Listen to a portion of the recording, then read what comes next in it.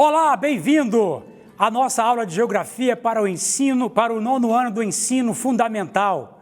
O meu nome é Emerson Martins e esse é o programa SEDUC em Ação. Seja bem-vindo, fique à vontade, observe a minha explanação, porque o nosso assunto agora é a DIT, a Divisão Internacional do Trabalho.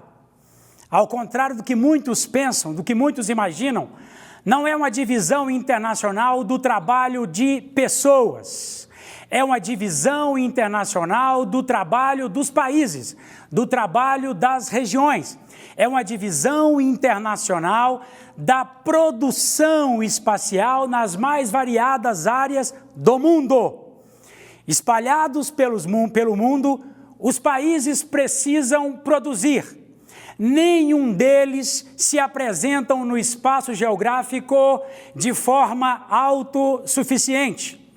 O que significa dizer que todos os países precisam de matéria-prima, precisam de recursos variados para as suas subsistências. Então, esses países precisam se lançar para fora de suas fronteiras para buscar os seus produtos. Então, significa dizer que o espaço geográfico mundial está dividido.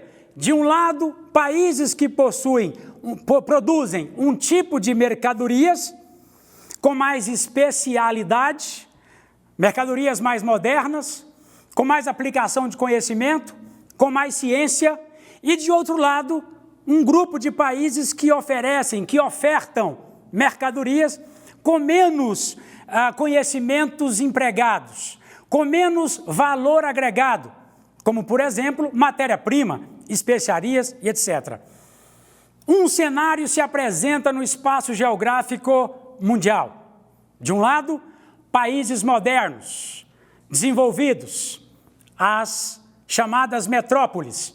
Do outro lado, os países menos desenvolvidos, emergentes ou subdesenvolvidos, que nós vamos chamar aqui de colônias. Quando é que este cenário se inaugura? Quando é que ele se processa? Ali, no período da expansão marítima, do século XV, século XVI, até o século XVIII se apresenta uma fase. Vamos começar pela fase do capitalismo comercial. Sim, capitalismo comercial, porque a DIT, ela marca as fases do capitalismo em geral. Então você conhece 3 fases: capitalismo comercial, capitalismo industrial e capitalismo financeiro. Como é que se estabelece a relação no capitalismo comercial? Os países que são de periferia, os países que são subdesenvolvidos, ofertam a matéria-prima, os recursos minerais. Estou repetindo. Oferecem as especiarias para os países desenvolvidos, ricos, as metrópoles. Então, colônia envia produto para a metrópole. A metrópole recebe esse produto e, na medida que ela recebe esse produto, ela processa esse produto, transforma esse produto em manufaturados, agrega mais valor e vende esse produto mais caro para a colônia. O que significa dizer que nessa relação de produção, nessa relação capitalista comercial, a metrópole leva vantagem. A matemática é simples. A metrópole, ela vai sempre levar vantagem. Muito bem, esta é a primeira fase apresentada. Vamos para a segunda fase agora, capitalismo industrial. Não muda muita coisa.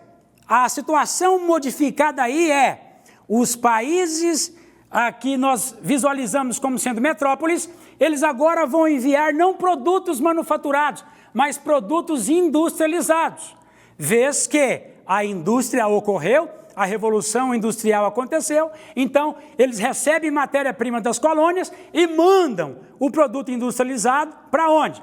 Para as colônias de volta, em um preço mais elevado. De novo, a matemática se repete, a matemática da acumulação, da vantagem, ou seja, as metrópoles ganhando sempre mais. E a terceira fase, qual é a terceira fase?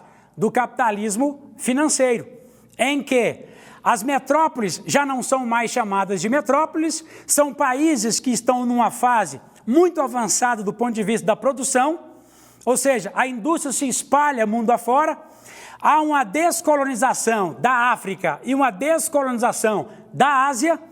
Esses países descolonizados se unem, aumenta pelo planeta, pelo espaço geográfico, o número de países subdesenvolvidos. Esses países recebem investimentos das antigas metrópoles, industrializam-se também, e esses investimentos são investimentos que vão se transformar em dívidas, porque a industrialização deles foi financiada pelo país desenvolvido, e então agora, além de mandar matéria-prima, os países subdesenvolvidos também mandam produtos industrializados para os países ricos, os países desenvolvidos, mas também mandam pagamentos de dívidas, quitam os financiamentos que foram estabelecidos ao longo da história. Agora eu vou mostrar isso para você aqui de forma bem processada, didática, mostrando os exemplos. Reveja, pegue o seu caderno, anote. A Divisão Internacional do Trabalho, então, ou seja, é um conjunto de atividades produtivas e de serviços que se organizam no espaço.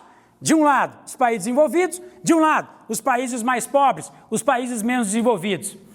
E no que ela se baseia? A DIT se baseia num sistema de relação e produção e troca, que é a marca do sistema capitalista, a troca comercial. Tudo bem? Não esquece disso não, anota aí. No que ela se baseia mesmo? Fala para mim. Vamos lá, fala mais uma vez. Ela se baseia num sistema de produção e num sistema de trocas. Tudo bem? Pegou isso aí? Vamos à frente.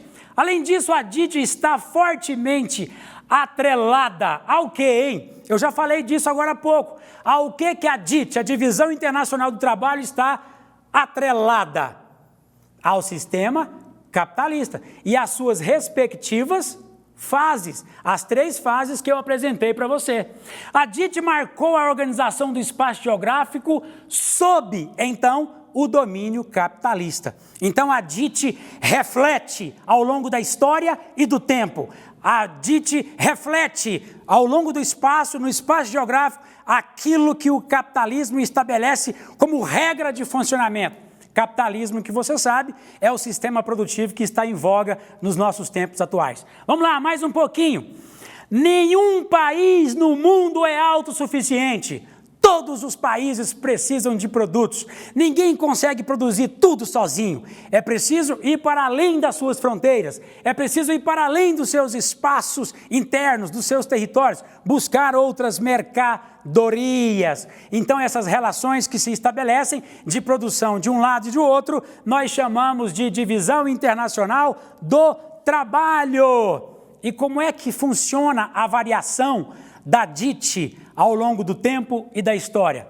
Ora, essa variação, ela se apresenta, conforme disse agora há pouco, ela se apresenta variando de acordo com a variação do próprio sistema capitalista. Quer dizer, o sistema capitalista ao longo do tempo e da história se apresentou em condições bem diferentes. Então, viu, capitalismo comercial, uma condição, capitalismo industrial, outra condição, capitalismo financeiro, outra condição. Quer um segredinho para você nunca mais esquecer? Presta atenção. O professor Emerson Martins vai lhe falar. A fase que apresenta maiores transformações é a fase do capitalismo financeiro. Por quê? Nós temos vários países se apresentando no espaço, também industrializados, mas industrializados devedores, que receberam investimentos de países ricos. E esses países ricos, então, além de receber matéria-prima, além de receber produtos industrializados dos países subdesenvolvidos e industrializados, também recebe pagamento de dívidas. Ou seja, a relação continua sendo uma relação de dependência. A DIT, então, não é inalterável. Ela altera de tempos em tempos no espaço, ok? E na história. Vamos lá. Recapitulando agora, rapidamente, capitalismo comercial, século XV ao XVIII. Lembra do que eu falei no comecinho? Colônias enviam matérias-primas, olha só, metais preciosos, especiarias para onde? Para metrópole. E metrópole manda o quê? Produtos manufaturados. Nesse tempo, nesse período, a produção era manual, a qualidade não era tão elevada, a diversidade também não, a produção não era em larga escala e os recursos, os lucros ainda eram muito limitados. Avançando então mais um pouquinho, olha só, capitalismo industrial, continua a mesma coisa. Dá uma observada, tira uma foto, anota isso no seu caderno, isso é importante para você. O que mudou então, professor? Agora o produto não é manufaturado aqui, recebido pelas colônias. O produto é o quê? Industrializado. Agora a produção é em série. Agora o lucro aumentou. Agora a escala espacial ela está ampliada e a produção é mecanizada, uso de máquinas, ok? Pegou isso? E aqui a maior transformação. Capitalismo financeiro. Olha só, a colônia continua mandando matérias-primas para onde? Para a metrópole. Os produtos são produtos industrializados? São. Que nome a gente dá para esse início de capitalismo financeiro aqui? A gente dá o nome de dite do imperialismo. E depois nós temos uma outra dite. São 3 dites dentro da fase imperialista ali. A dite imperialista, a dite clássica. O que vai mudar? Matérias-primas, países não industrializados, ok? Produtos industrializados e investimentos e concessões de empresas ou de empréstimos, ou seja, lembra daquela dívida que eu falei para você que se estabelece? Ela agora se manifesta claramente nessa fase, em especial a partir da Segunda Guerra Mundial, onde vai começar a nascer o que nós chamamos de nova DIT, nova Divisão Internacional do Trabalho. E a terceira DIT, ela acontece naquela fase que a gente chama de nova ordem mundial, no embrião da nova ordem mundial a partir de 1975. Lembra? Período em que a Guerra Fria está acontecendo e que a União Soviética está entrando em colapso. O que vai modificar? Isso que você está vendo aqui, olha só. Produtos industrializados de tecnologia e capital enviados para os países agora subdesenvolvidos e industrializados. E o contrário, vai matéria-prima e produtos industrializados que vão sendo mandados para os países desenvolvidos. Eu fico com você por aqui. Me encontrarei com você no nosso próximo episódio, nosso próximo encontro. Aguenta firme, vamos com fé. Muito obrigado, galera. Fiquem ligados. Nós voltaremos na semana que vem com novas aulas. Um abraço, até lá.